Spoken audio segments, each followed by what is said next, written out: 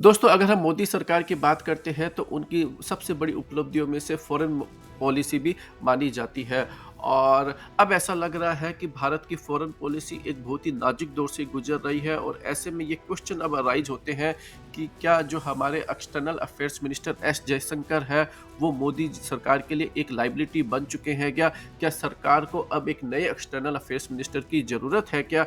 इन सारे मुद्दों के ऊपर दोस्तों इस वीडियो के अंदर बात करेंगे। आप कहीं मत जाइएगा, हमारे चैनल को सब्सक्राइब कीजिए और हमारे वीडियो को लाइक और शेयर करना मत भूलिएगा।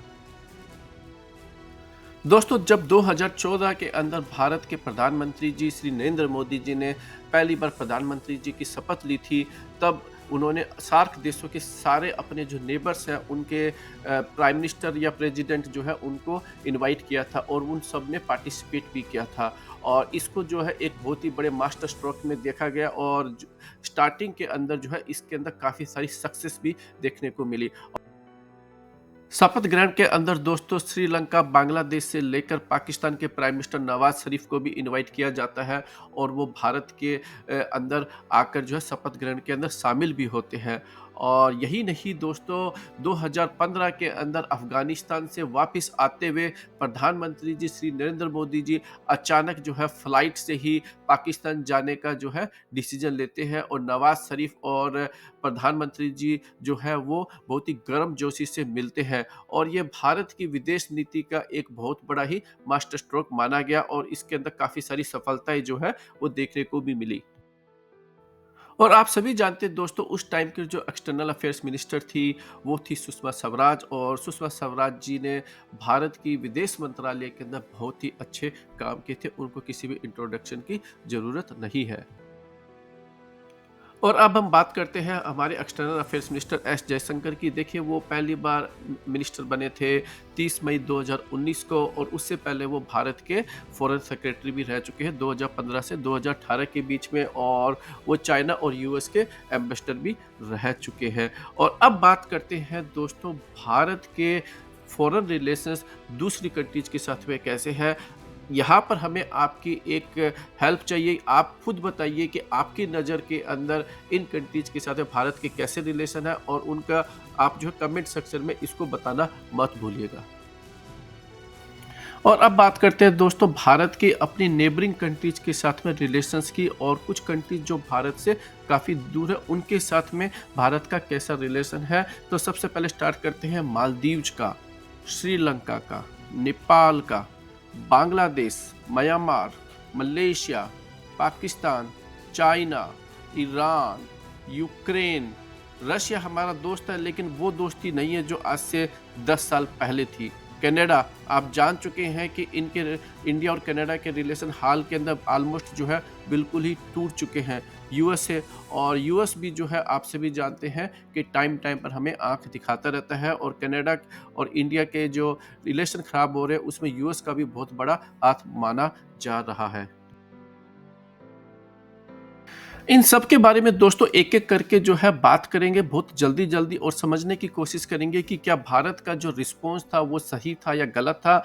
हम हमारी ओपिनियन बताएँगे, आप अपनी ओपिनियन जो है कमेंट सेक्शन में ज़रूर बताइए, तभी जो है एक हेल्दी डिस्कशन स्टार्ट हो पाती है। सबसे पहले बात करते हैं दोस्तों मालदीव का। देखिए, मालदीव एक बहुत छोटी-सी कंट्री है और हाल ही के टाइम पर जो है ये चाइना के काफ़ी नज़दीक पहुँच चुकी है। और अगर हम स्ट्रैटेजिकली देखें तो भारत का और मालदीव्स का अच्छा रिलेशन होना भारत के फ़ेवर में ज़्यादा ज़रूरी है।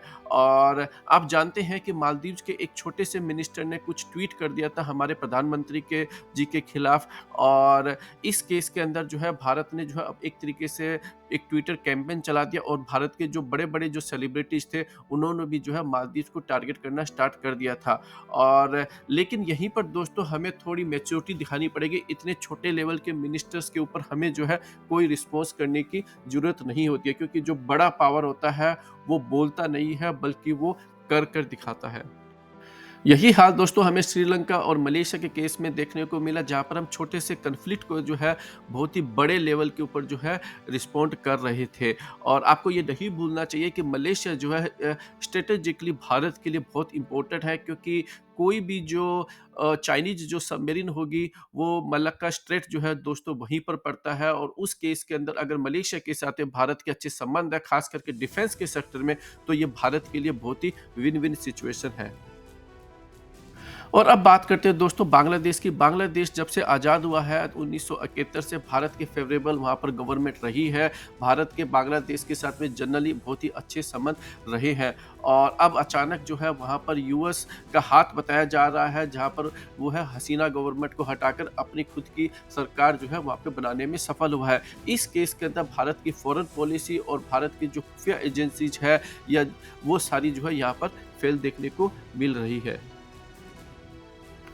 इसके अलावा दोस्तों 2009 से 2013 के बीच में ये चाइना के एम्बेसडर रहे हुए हैं एस जयशंकर जी। और अचानक जो है 2019 से जब से ये देश के फॉरेन मिनिस्टर बने हैं, और इनकी जो चाइना की जो पॉलिसी है वो बिल्कुल ही सॉर्ट ऑफ फेल हो चुकी है। 2020 से चाइना जो है भारत के जो बॉर्डर एरिया है उसके अंदर अपनी सेना लेकर जो है आ चुका है। तो भारत जो है चाइना को समझने में बिल्कुल ही फेल हो चुका है। और ये जो है एक बहुत बड़े जो क्वेश्चन है वो एस जयशंकर जी की जो लीडरशिप है उस पर अराइज करता है। क्योंकि देखिए यहाँ पर 4 साल से भारत जो है अभी भी नेगोशिएट कर रहा है, लेकिन भारत जो है उसको कोई भी सफलता जो है चाइना के साथ में नहीं मिली है। ईरान के साथ में दोस्तों भारत के संबंध कोई अच्छे नहीं कहा जा सकता है। यूएस के दबाव के अंदर ईरान से ऑयल परचेज करना बंद कर दिया है। और यहाँ तक कि जो ईरान के जो प्रेसिडेंट है वो ओपनली जो है भारत के खिलाफ ट्वीट करते हैं, और ये ऐसा पहली बार हुआ था। और पाकिस्तान के साथ तो मुझे बताने की कोई ज़रूरत नहीं है। भारत के जो पाकिस्तान के संबंध है वो हिस्टोरिकली लो चल रहे हैं। और अब बात करते हैं दोस्तों यूक्रेन और रशिया की। देखिए आप सभी जानते हैं कि प्रधानमंत्री जी श्री नरेंद्र मोदी जी ने रशियन प्रेसिडेंट के सामने उनको ये कहते हैं कि this is not an era of war. और उसके बाद भी दोस्तों हाल ही के अंदर ये यूक्रेन भी जो है जाकर आए हैं। यहाँ पर आपको अपने आप से क्वेश्चन करना पड़ेगा कि यूक्रेन एक जो कंट्री है वो टेक्निकली अब बर्बाद हो चुकी है, एक छोटी सी कंट्री है कंपेयर टू रशिया। और आप ये भी सब जानते हैं कि अब यूक्रेन से हमें कोई भी बेनिफिट जो है, चाहे वो डिफेंस के मामले में हो या किसी और मामले हो, हमें कोई ज़्यादा जो है बेनिफिट नहीं मिलने वाला है। ऐसी सिचुएशन के अंदर हमें यूक्रेन की बजाय दोस्तों रशिया को जो है साथ देना चाहिए। और यूक्रेन जो है उससे फिलहाल जो है हमें डिस्टेंस बना के रखनी चाहिए। इससे जो है दोस्तों रशिया भी जो है बिल्कुल नाराज दिख रहा है। दोस्तों अब बात करते हैं कनाडा और यूएस के साथ में भारत के रिलेशन की। देखिए कनाडा के रिलेशन भारत के साथ में बहुत सालों से जो है खराब चल रहे हैं। जब जस्टिन ट्रूडो कनाडा के जो प्रधानमंत्री हैं भारत आए थे, तो वो अपने साथ में सिख सेपरेटिस्ट एक जो उनकी पार्टी को सपोर्ट करते हैं उनके साथ आए थे। और भारत ने जो है इसको बिल्कुल भी लाइक नहीं किया था because of the Khalistan issue.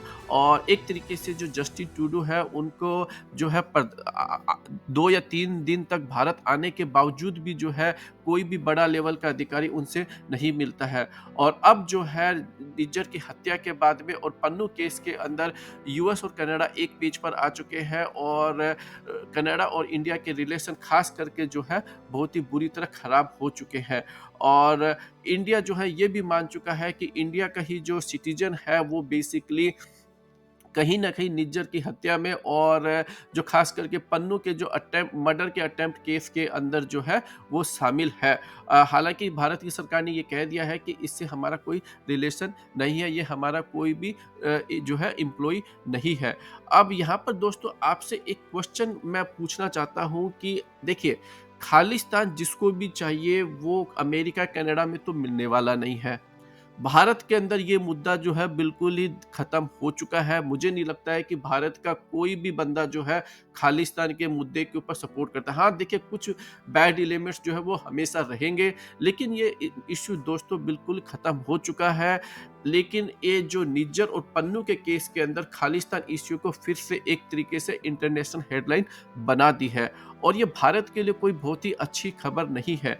आप एक बात समझने की कोशिश कीजिए, देखिए जितने भी ये जो खालिस्तानी समर्थक हैं, अगर ये जितने भी प्रोटेस्ट कर रहे हैं, सड़क जाम कर रहे हैं या और जो भी एक्टिविटीज़ कर रहे हैं, ये अमेरिका या कनाडा में कर रहे हैं, ये वहाँ पर रहने वाले लोगों के लिए एक समस्या है। अगर ये रोड ब्लॉक करते हैं या कोई दूसरी इल्लीगल एक्टिविटीज़ करते हैं, वहाँ की सरकार जो है वो अपने आप ही इनके ऊपर एक्शन लेगी। आप जो है इंडिया को इसके अंदर ज़्यादा जो है बड़े ज़ोर-शोर से इसको उठाने की और ऐसे कदम लेने की टेक्निकली सच बताऊँ दोस्तों कोई भी ज़रूरत नहीं थी। क्योंकि ये जो लोग वहाँ पर बैठे हैं, ये सिर्फ़ पॉलिटिकल जो है एक्टिविटीज़ कर रहे हैं, क्योंकि अगर इनको खालिस्तान से कोई मतलब होता या अगर इनको खालिस्तान चाहिए होता, तो इनको इसके लिए भारत आना पड़ेगा और मुझे नहीं लगता है कि वो इतना बड़ा जोखिम लेंगे। तो भारत जो है कुछ मुद्दों के ऊपर जो है दोस्तों, बहुत ही कूल हेड करके जो है डिसीज़न लेने पड़ेंगे और ऐसा लगता है कि जब से external affairs minister S Jaishankar ji Bharat की सरकार में आए हैं, तब से जो है डिसीजन जो है बहुत सोच समझ कर नहीं लिए जा रहे हैं। अगर आप देखते हैं तो ओवरऑल जो भारत की जो रिलेशन है वो अपनी नेबरिंग कंट्रीज और जो दुनिया के जो पावरफुल कंट्रीज है उनके साथ में खराब हो चुके हैं और मुझे नहीं लगता है कि जब 2014 में जिस तरीके से प्रधानमंत्री जी श्री नरेंद्र मोदी जी ने अपनी फॉरेन पॉलिसी स्टार्ट की थी और भारत को जो है सक्सेस भी मिल रही थी, प्रधानमंत्री जी नरेंद्र मोदी जी एस जयशंकर के रिपोर्ट कार्ड से खुश होंगे। आप इस पूरे मुद्दे के ऊपर दोस्तों क्या सोचते हैं? अपनी ओपिनियन कमेंट सेक्शन में ज़रूर बताइए और हमारे चैनल को सब्सक्राइब करना मत भूलिएगा।